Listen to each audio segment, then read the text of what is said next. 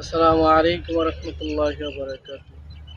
প্রিয় ভাই বন্ধুগণ, কে কোথা থেকে আমার ভিডিও দেখেন, দেশ ও দেশের বাইরে প্রবাস থেকে যে সকল বন্ধু আমার ভিডিও দেখেন, সকলে একটু কমেন্ট করে আমাকে একটু উৎসাহিত করবেন।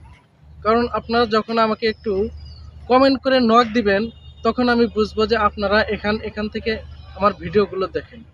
দেখুন, আপনাদের সম্মুখে আমি বলবো, বিসমিল্লাহর কতটুকু বরকত। এক ছেলে এরকম ভাবে ওয়ালের উপরে উঠতেছে, যে ছোট বাচ্চা, তখন আরেকজন গিয়ে বলতেছে যে বাবা তুমি তো পড়ে যাবা। তে সে তখন বলতেছে না আমি তো পড়বো না। বলে কেন? বলে আমি ওঠার আগে বিসমিল্লাহ বলছি।